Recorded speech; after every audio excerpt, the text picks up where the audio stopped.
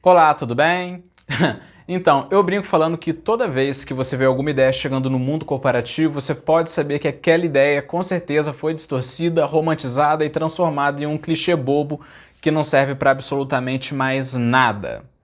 Um exemplo bem claro disso é aquela ideia de pense fora da caixa, que é repetida como um mantra em todas as grandes empresas. Mas ora, pensa comigo, quando alguém verdadeiramente pensa, entre aspas, fora da caixa, a primeira coisa que acontece é essa pessoa perder o emprego, pelo fato de o chefe ficar com medo de ser substituído. Então, a depender da empresa, aliás, em grande parte delas, a pessoa é demitida por querer brilhar mais do que o sol. Então, depois da demissão, a pessoa entende que o pense fora da caixa nada mais era do que um clichê para motivar o funcionário a bater meta de vendas e ser mais um número de uma planilha de Excel na tela do computador do chefe de operações que, quando o quadradinho com o número de cadastro dele fica vermelho, no final do mês essa pessoa é automaticamente demitida. Aliás, até mudaram o termo, colocaram um termo mais suave agora. Agora não é mais ser demitida, agora o novo termo agora é ser desligada da empresa. Olha só que fofo, meu Deus. A questão é que com a empatia, ao chegar no mundo corporativo, não é diferente, é deturpada. Como a maior parte do conteúdo publicado sobre empatia vem desse meio, então eu te peço, pelo amor de Deus, esqueça tudo que você aprendeu sobre empatia. A maioria dos lugares que falam sobre empatia geralmente são em palestras motivacionais, cursos para vendedores, livros de autoajuda, cursinhos de desenvolvimento pessoal. Em geral, transformam empatia em um mero clichê. Por isso, então, eu repito, pelo amor de Deus, esqueça tudo que você aprendeu sobre empatia.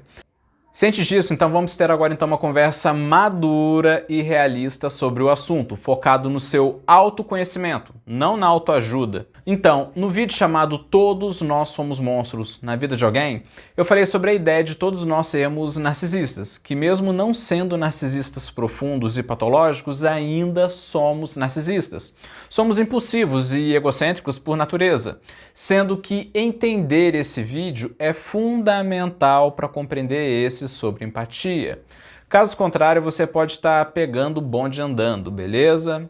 Ao final desse vídeo, que eu comentei com você agora, eu falei sobre o porquê da importância de entendermos sobre o narcisismo para poder nos autoconhecer e dei 3 motivos em que algumas pessoas podem até terem ficado um pouco ofendidas.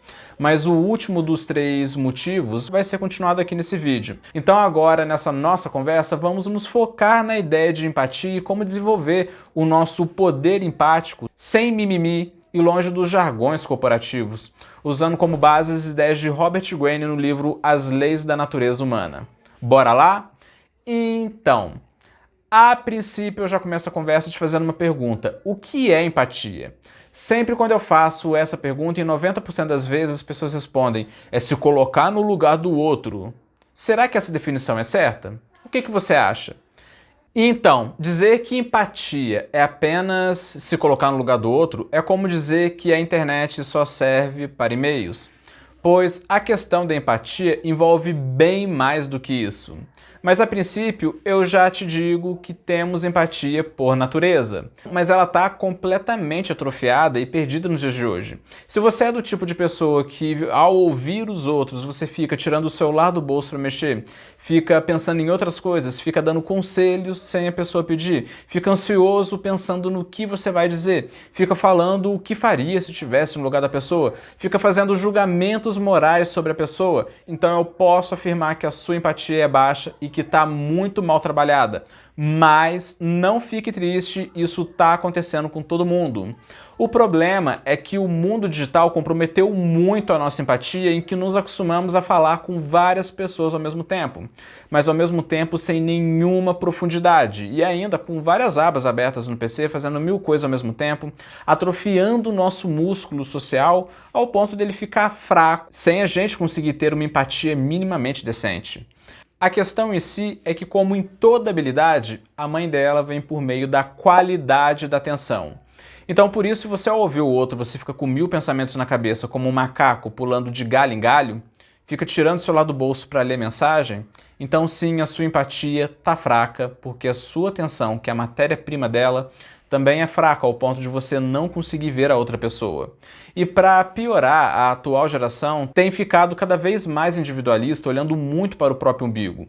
O que é difícil, afinal, quem só olha para o próprio umbigo dificilmente vai ter capacidade de olhar para o outro. Sendo aquela geração que quer direitos, mas que não quer ter deveres. Quer ser amada, mas não sabe amar. O que é complicado. Como que uma pessoa vai ter vínculos de qualidade com alguém se ela mesma não proporciona isso aos outros, não é mesmo? Já agora, quando você consegue ter uma empatia bem desenvolvida, você consegue olhar melhor para você mesmo e para os outros, pois aquele que não sabe ouvir o outro, dificilmente também vai saber ouvir a si próprio. A pessoa que tem empatia é uma pessoa agradável, que todo mundo quer ter por perto, consegue melhorar em todas as áreas da sua vida. Afinal, em tudo que envolve comunicação, a empatia é o principal ingrediente. Então, com base nisso, vamos falar agora sobre os 4 ingredientes básicos da empatia, apontados por Robert Greene. Vamos falar da atitude empática, da empatia visceral, da empatia analítica e como adquirir a habilidade empática em si. Bora lá? Vamos agora começar falando agora da atitude empática. Em primeiro lugar, a grande dificuldade que temos para poder exercer empatia é o problema dos julgamentos, em que você parte do pressuposto que você conhece o mundo e as pessoas e muitas vezes, por achar isso, você fica surdo a elas. Então, por isso, a princípio, o correto mesmo é você partir sempre do pressuposto que você é ignorante e saber que você tem sim preconceitos naturais e ocultos que vão te atrapalhar a estabelecer vínculos afetivos com os outros. Se você está vendo os vídeos que eu sempre estou lançando aqui no canal, então você está careca de saber sobre isso. Nem preciso falar nada. Encare cada nova pessoa que você conhece da mesma forma que você encararia um país diferente, com outra cultura, o qual você está visitando, com a mesma curiosidade a respeito pelas pessoas daquele lugar. Mas tudo é bonito na teoria, não é mesmo? Mas e na prática, como é? Na prática é simples, embora difícil. É mais sobre o que você não deve fazer do que o que você deve fazer. Em primeiro lugar, guarde totalmente o seu senso de valor com você. Não fale isso tá errado, isso é bobeira, isso é frescura e nem use a própria régua moral. Lembra que você está em um outro país, em um outro lugar, com outra pessoa. Por que isso é importante?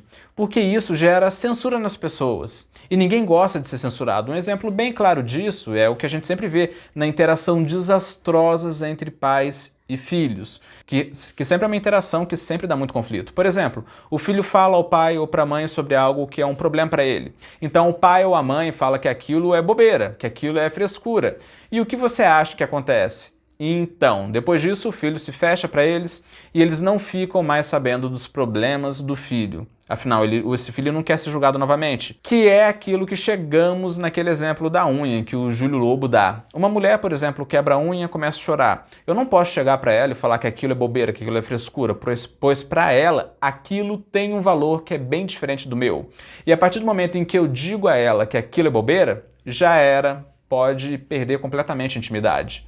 E em segundo lugar, é errado buscar a verdade. Afinal, a verdade no mundo psíquico é diferente da verdade do mundo físico. No mundo físico, 1 mais 1 é 2, isso daí é fato, é irrefutável. Mas no mundo psíquico, quando falamos dos problemas da pessoa, da visão dela sobre o mundo, das coisas que acontecem com ela, aí já é outro ponto. Aí a verdade é o que ela sente e que traz sofrimento para ela. Já quando você aprende a se desprender dessa visão egocêntrica de mundo, aprende a parar de olhar para o próprio umbigo. Você vai ficando cada vez mais humilde e deixa com as outras pessoas sempre um pouco do benefício da dúvida. Você tanto acredita quanto desacredita em tudo que ela fala e acaba virando um bom ouvinte, tanto acreditando quanto desacreditando, ficando meio que neutro em relação àquilo. E em terceiro lugar, não tentar bancar o sabichão de forma alguma, pois daí afasta os outros, pois as pessoas têm interesses nelas mesmas, não nas suas soluções. E mesmo que você tenha suas opiniões, na maioria das vezes não vai funcionar para aquela pessoa porque não combina com a psicodinâmica dela. E muitas vezes isso daí é caso para psicólogo, sabe? Tá trabalhando. E mesmo assim um psicólogo, quando for trabalhar com ela, o psicólogo não vai ficar dando conselho. Quando você vai a um psicólogo, ele não fala para você, aí você vai lá, fala isso pro seu pai. Aí você vai lá, faz isso, faz aquilo. Não, nada disso. O psicólogo eficiente, ele faz perguntas, vai conhecendo a pessoa, vai entrando dentro dela com delicadeza, como quem entra em silêncio em um templo sagrado e apenas observa e faz perguntas precisas. Então, eu falei sobre isso tudo. Falei sobre o que você não deve fazer, mas o que você deve fazer? A questão aqui é simples. Em vez de você fazer isso tudo que é errado, você vai nutrir uma curiosidade sincera pela pessoa. Você não vai falar nada sobre você, a não ser que ela pergunte. O mais importante aqui é a qualidade e o foco da sua escuta. Quando você está escutando o outro com qualidade, você está desatrofiando o seu músculo social. Mas o bacana disso tudo é que com o tempo você se acostuma e passa a ouvir muito mais do que o que a pessoa quer dizer, desenvolvendo uma forte intuição que interpreta os sinais inconscientes que ela emana, que é sobre isso que vamos falar agora. Vamos falar agora da empatia visceral. Bora lá? Mas antes eu quero fazer uma pequena mendigagem. Eu tenho muita dificuldade com o YouTube, ele não está entregando os meus vídeos a quem precisa. Esse algoritmo é todo cagado. Então eu posso pedir para você compartilhar o vídeo? Pode ser nas suas redes sociais, pode ser para os amigos, para os colegas, familiares, pois tanto eu quanto eles podemos ganhar muito. E também curte o vídeo, porque ao curtir o vídeo o YouTube entende que o conteúdo é bom e entrega para mais pessoas, né? E já que a gente está aqui então, aproveita e se inscreve no canal. E se inscrever aqui no canal, ativar o sininho para receber as notificações, para a gente estar sempre tendo mais conversas como essa de autoconhecimento, sem autoajuda barata e sem otimismo tóxico, com o pé no chão. De segunda a sábado, sempre eu lanço um vídeo novo às 11h30 da manhã e em uma semana me assistindo, nós juntos vamos aprender muito. Então vamos falar agora da empatia visceral. Bora lá? Como a gente já conversou aqui, a comunicação ela é muito mais do que apenas palavras. Pelo contrário, envolve sentimentos, emoções, impulsos e mais um mar de coisas, como linguagem corporal, tom da voz e no final as palavras são apenas a cereja do bolo. Envolve até coisas da natureza humana. Se você me assiste aqui no canal, você sabe identificar muito bem isso nos outros e sabe que muitas vezes as palavras são meras fachadas. Mas o interessante aqui é que temos neurônios espelhos. O nosso cérebro ele foi moldado por milhões e milhões de anos para se socializar. E, inclusive, foi a socialização uma grande responsável pelo aumento das nossas capacidades cognitivas. Isso fez com que nós nos tornássemos sociais. Ou seja, fomos feitos para nos socializar. E esse é um dos motivos do nosso sucesso biológico como espécie, sendo de mera caça para caçadores no topo da pirâmide alimentar. E é algo que ainda está dentro da gente. Mas, se você pensa que a gente começou a se comunicar quando aprendemos a falar, você está completamente errado. Pois há milhões e milhões de anos, a gente já se comunicava. A gente já se comunicava muito antes da fala e muito antes da escrita. Aliás, a fala e a escrita são bebês nas nossas habilidades em comparação com o todo da comunicação. E isso ainda está vivo dentro da gente. Por isso que muitas vezes quando a pessoa diz uma coisa, na verdade ela sente outra. Como aquele exemplo que eu dei de um vídeo passado da evangélica e a prostituta trocando ofensas mentalmente no elevador, sendo que a raiz daquelas palavras era uma inveja que uma tinha da outra, em que uma invejava a estabilidade da outra e a outra invejava a liberdade da outra, que a outra representava. E o mais legal disso tudo é que as pessoas não trocam só palavras, trocam aquilo que a gente aprendeu por milhares e milhares de anos. Trocam também sentimentos, emoções, mesmo sem elas perceber. Se eu aqui, por exemplo, se eu começar a chorar, você vai ser abalado pelo meu choro. Se eu ficar bravo e começar a xingar alguém, xingar algum outro youtuber, você também vai ser contagiado por esse sentimento de raiva. Em geral, as pessoas se espelham nas outras, e isso é ancestral. Então, quando a gente fala em comunicação visceral, a gente está indo muito além das palavras, respondendo até de forma física isso às vezes. E ter ciência desse todo possibilita entender a intenção das pessoas de uma forma muito mais intuitiva e profunda. Sabe quando você conhece uma pessoa e essa pessoa logo de cara te cobre de elogios, te dá muita atenção, mas logo a sua sirene nota algo incoerente? Você não sabe o motivo específico, mas aí você se afasta, pois afinal pode ser um estelionatário, e às vezes vai ver, é sim uma pessoa com mais intenções. Sendo que se você se focasse só nas palavras dela, dificilmente você iria ter essa habilidade. A questão em si é que o tempo todo as pessoas emitem sinais assim durante a comunicação. E quando você aprende a ler esses sinais, você consegue uma capacidade brutal de compreender os outros e ter empatia. Como eu sempre digo, as pessoas são livros que se comunicam pelos detalhes, e a sociedade nada mais é do que uma biblioteca pública em que as pessoas verdadeiramente atentas conseguem ler as outras. Mas agora o legal de tudo isso é que quando você cria essa conexão visceral com as pessoas, Todas adoram se sentir compreendidas e você passa a ser uma pessoa mais querida para elas. Interessante, não é mesmo? Agora então vamos falar agora da empatia analítica. A verdade é que todos nós, como seres humanos, temos uma história, temos os nossos gostos pessoais, temos algumas coisas tristes do nosso passado e mais uma infinidade de coisas, sendo que a empatia propriamente dita que falamos até aqui, ela deve sim envolver uma empatia mais analítica voltada para o passado da pessoa, pois é impossível entender o presente sem olhar para o passado. Sabe quando o espírito da gente não bate com o de uma pessoa, então logo não confiamos nela? Ou sabe quando do nada a gente deixa de gostar de uma pessoa sem saber por certo qual é o motivo? Pois é, como dizia Abraham Lincoln, eu não gosto daquele homem, eu preciso conhecê-lo melhor. Pois é. Lembra que eu falei lá em cima que as pessoas são livros e que vivemos em uma biblioteca pública? Pois é, a sua análise é a sua leitura sobre elas, que vai te ajudar a interpretar o quebra-cabeça delas. No meu caso, eu gosto muito mesmo de me atentar e entender como foi a primeira infância daquela pessoa, como foi a relação dela com os pais, como é a relação dela com a família, com os amigos, ver com que frequência e como que ela fala mal dos outros, tentar entender como ela age sob estresse. Eu tento ver como é o teor de postagens dela nas redes sociais, como ela se comunica em grupos, como ela se posiciona em debates tensos contra quem pensa diferente. Se é o tipo de pessoa treteira, observe tudo isso. Eu tento entender os locais que ela mais frequenta. Por exemplo, se ela gosta muito de política, eu tento entender a ideologia política dela e como essa ideologia impacta no comportamento dela, em quais as causas ela se engaja.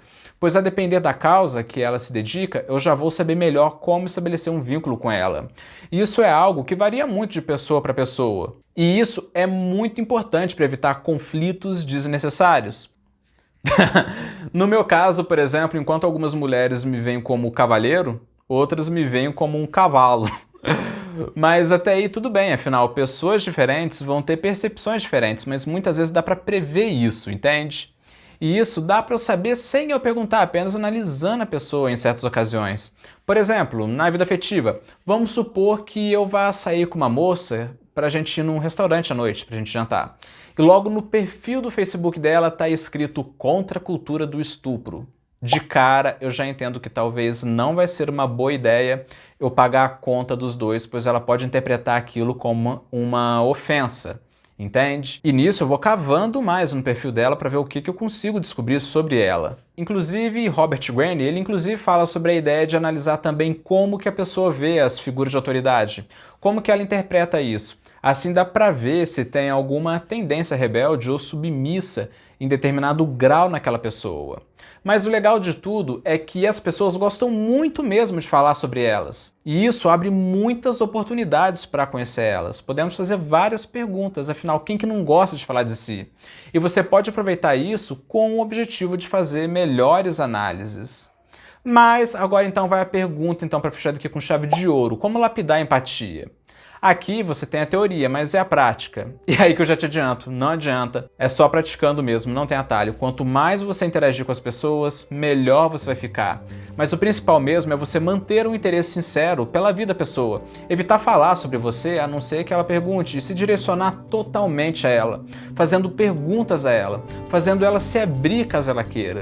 Não existe uma receita de bolo, pois como deu para você entender, a empatia é muito mais do que apenas palavras, envolve um universo de coisas. E pelo amor de Deus, fale isso olhando para os meus olhos e não para minha entrada de calvície. Pelo amor de Deus. Não fica mais no WhatsApp falando com várias pessoas ao mesmo tempo. Às vezes vale muito mais a pena você dedicar toda a sua atenção só a uma pessoa, mas ter uma conexão genuína com ela, uma conexão verdadeira, um vínculo verdadeiro, uma troca íntima, que não necessariamente vai ser sexual, claro, ter uma troca íntima mesmo de ser humano para ser humano, do que ficar igual macaco, pulando de galho em galho, de conversa para conversa, trocando muitas mensagens, mas com nenhuma comunicação importante e de vínculo para você.